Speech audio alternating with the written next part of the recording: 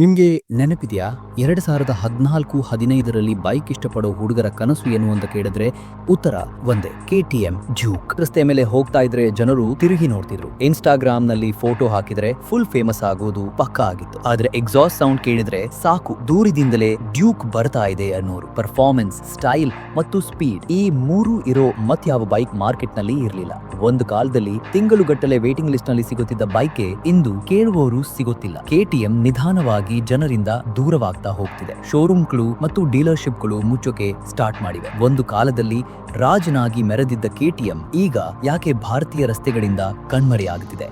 ಯಾವ ಕಾರಣಗಳು KTM ನ ಡೌನ್ಫಾಲ್ಗೆ ಕಾರಣವಾಯಿತು? ಮತ್ತೆ KTM ಸ್ಟ್ರಾಂಗ್ ಕಂಬ್ಯಾಕ್ ಮಾಡಬಹುದಾ? ಈ ಸ್ಟೋರಿನ ಕಂಪ್ಲೀಟ್ ಆಗಿ ನೋಡಿ. KTM ಅನ್ನೋದು ಯುರೋಪಿನ ಆಸ್ಟ್ರಿಯಾ ಎಂಬ ಪುಟ್ಟ ದೇಶದಿಂದ ಹುಟ್ಟಿದ ಬ್ರ್ಯಾಂಡ್. ಹಾನ್ಸ್ ಟ್ರಂಕನ್ಪೂಲ್ಸ್ ಎಂಬ ಮೆಕ್ಯಾನಿನ್ ಒಂದು ಸಣ್ಣ ರಿಪೇರಿ ಶಾಪ್ ಮೂಲಕ ಆರಂಭಿಸಿದ್ರು. KTM ಅಂದ್ರೆ ಕ್ರಾನ್ಡ್ರೈವ್ ಟ್ರಂಕನ್ಪೂಲ್ಸ್ ಮ್ಯಾಟಿಗ್ಹೋಫನ್. ಆರಂಭದಲ್ಲಿ ಇವರ ಫೋಕಸ್ ಆಫ್ ರೋಡ್ ಬೈಕ್ಸ್ ಗಳ ಮೇಲೆ ಇತ್ತು. ಆದ್ರೆ 90ರ ದಶಕದ ನಂತರ ಇವರು ತಮ್ಮ ಇಮೇಜ್ ಬದಲಾಯಿಸಿ ಸ್ಪೀಡ್, ಪರ್ಫಾರ್ಮೆನ್ಸ್ ಮತ್ತು ಸ್ಟೈಲ್ ನ ಕಡೆ ಕಾನ್ಸಂಟ್ರೇಟ್ ಮಾಡ್ತಾರೆ. ಈಗ ಪ್ರಶ್ನೆ ಏನು ಅಂದ್ರೆ, KTM ಭಾರತಕ್ಕೆ ಹೇಗೆ ಬಂತು?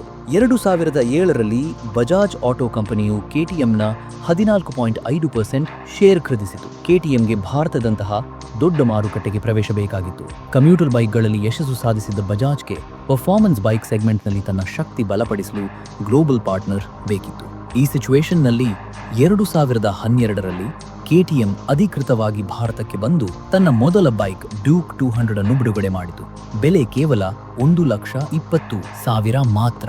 ಇಷ್ಟು ಕಡಿಮೆ ಬೆಲೆಗೆ sporty, aggressive, premium look, light weight ಮತ್ತು ಡಿಫರೆಂಟ್ ಎಕ್ಸಾಸ್ಟ್ ನೋಟ್ ಇರುವ ಬೈಕ್ ಭಾರತದ ಯುವಕರಿಗೆ ಸಂಪೂರ್ಣ ಹೊಸ ಅನುಭವ ಕೊಡ್ತು. 18ರಿಂದ 30 ವರ್ಷದ ವಯಸ್ಕರನ್ನ KTM ಟಾರ್ಗೆಟ್ ಮಾಡಿ ಮಾರ್ಕೆಟಿಂಗ್ ಮಾಡಿತು. ಮೈಲೇಜ್ ಬಗ್ಗೆ ಜಾಸ್ತಿ ತಲೆ ಕೆಡಿಸಿಕೊಳ್ಳದೆ racing, swift, thrilling riding experience ಮೇಲೆ ಹೆಚ್ಚು ಒತ್ತು ಕೊಟ್ಟಿತು. ಇದರ ಟಿವಿ ಜಾಹೀರಾತುಗಳು, ಸೋಷಿಯಲ್ ಮೀಡಿಯಾ ಕ್ಯಾಂಪೇನ್ ಎಲ್ಲವೂ ಯುವಕರನ್ನ ಅತಿ ಕಡಿಮೆ ಸಮಯದಲ್ಲಿ ತಲುಪಿತು. ಪಲ್ಸರ್, ಅಪಾಚೆ, ಕರೀಸ್ಮಾ ಅಂತಹ ಬೈಕ್ಗಳನ್ನ ಇಷ್ಟಪಡ್ತಿದ್ದ ಜನ ಸಡನ್ ಆಗಿ KTM ಕಡೆ ಮುಖ ಮಾಡಿದ್ರು. ಕಾಲೇಜುಗಳಲ್ಲಿ KTM ಡ್ಯೂಕ್ ಒಂದು ಸ್ಟೇಟಸ್ ಸಿಂಬಲ್ ಆಯಿತು. ಅಷ್ಟೇ ವೇಗದಲ್ಲಿ ಶೋರೂಮ್ಗಳು ಓಪನ್ ಆಗಲು ಸ್ಟಾರ್ಟ್ ಆದವು. ಹಾಗೆ 2 ವರ್ಷದಲ್ಲೇ ಅಂದ್ರೆ 2014ರಲ್ಲಿ KTM ತನ್ನ ಡ್ಯೂಕ್ 390 ಬಿಡುಗಡೆ ಮಾಡಿತು.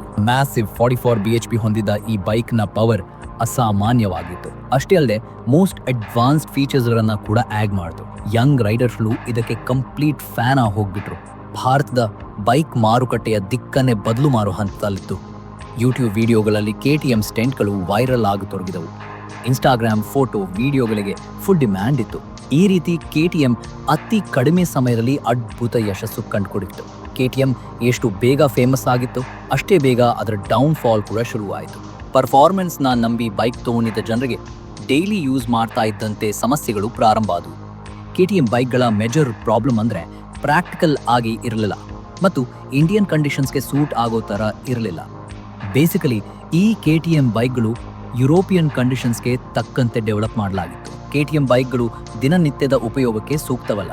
ಪವರ್ಫುಲ್ ಎಂಜಿನ್ ಇದ್ದ ಕಾರಣ KTM ಟ್ರಾಫಿಕ್ನಲ್ಲಿ ಓವರ್ ಹೀಟ್ ಆಗುತ್ತಿತ್ತು. ಸೈಡ್ ಪ್ಯಾನೆಲ್ಗಳ ಬಿಸಿ ಕಾಲಿಗೆ ತಗುಲ್ತಿತ್ತು. ಸಸ್ಪೆನ್ಷನ್ ಬಹಳ ಹಾರ್ಡ್ ಇತ್ತು ಮತ್ತು ಸೀಟು ತುಂಬಾ ಸಣ್ಣ ಇತ್ತು. ಇದರಿಂದ ಲಾಂಗ್ ರೈಡ್ ತುಂಬಾ ಕಷ್ಟ ಅನಿಸ್ತಿತ್ತು. ಬಾಡಿ ಪೇನ್ ಮತ್ತು ಅನ್ಕಂಫರ್ಟ್ ಆಗೋಕೆ ಶುರುವಾಯಿತು. ಮೆಟ್ರೋ ನಗರಗಳಲ್ಲಂತೂ ರೈಡಿಂಗ್ ಡಿಫಿಕಲ್ಟ್ ಆಗೋಕೆ ಶುರುವಾಯಿತು. ಅಲ್ಲದೆ ಮೈಲೇಜ್ ಕೇವಲ 25. ಏನೋ ಜೋಶ್ನಲ್ಲಿ ಬೈಕ್ ತಗೊಂಡವರಿಗೆ ಪೆಟ್ರೋಲ್ ಹಾಕ್ಸೋದು ಕಷ್ಟ ಆಯಿತು ಮತ್ತು ಆರ್ಥಿಕವಾಗಿ ಹೊರೆ ಆಗೋಕೆ ಶುರುವಾಯಿತು. KTMನ parent company Pierer Mobility AG 2024ರಲ್ಲಿ ದಿವಾಳಿಯ ಹಂತ ತಲುಪಿತು. ಸುಮಾರು 2 ಬಿಲಿಯನ್ ಯೂರೋ ಸಾಲದ ಬಿಕ್ಕಟ್ಟಿನಲ್ಲಿ ಸಿಕ್ಕಿ ಹಾಕೊಳ್ತು. ಇನ್ನೊಂದು ಕಡೆ 100 ಎಂಪ್ಲಾಯಿಗಳಿಗೆ ವೇತನ ಬಾಕಿ, ಡೀಲರ್ಗಳಿಗೆ ಬಿಲ್ ಪಾವತಿ ಬಾಕಿ, 2 ಲಕ್ಷಕ್ಕೂ ಹೆಚ್ಚು ಬೈಕ್ಗಳು ಸೇಲ್ ಆಗದೆ ಇನ್ನು ಗೋದಾಮುಗಳಲ್ಲಿವೆ. ಈ ಹಂತದಲ್ಲಿ ಬಜಾಜ್ ಆಟೋ ಮತ್ತು CF ಮೋಟೋ ಕಂಪನಿಗಳು KTM ಮೇಲೆ ಹಣ ಇನ್ವೆಸ್ಟ್ ಮಾಡಲು ಒಪ್ಕೊಂಡಿವೆ. ಇದರಿಂದ KTM ಪುಣ್ಯ ಎದ್ದು ನಿಲ್ತಾ ನೋಡಬೇಕು. KTM ಒಂದು ಕಾಲದಲ್ಲಿ ಯುವಕರ ಕನಸಾಗಿತ್ತು. ಆದರೆ ಮಾರುಕಟ್ಟೆಯ ಬದಲಾವಣೆಗಳಿಗೆ ಹೊಂದಾಣಿಕೆಯಾಗದೆ ಹಿಂದೆ ಬಿದ್ದಿತು. ಇದೇ ತರದ ಸ್ಟೋರೀಸ್ಗಳಿಗೆ ಬಿಸ್ನೆಸ್ ಮೈಂಡ್ ಕನ್ನಡ ಯೂಟ್ಯೂಬ್ ಚಾನೆಲ್ನ ಫಾಲೋ ಮಾಡಿ.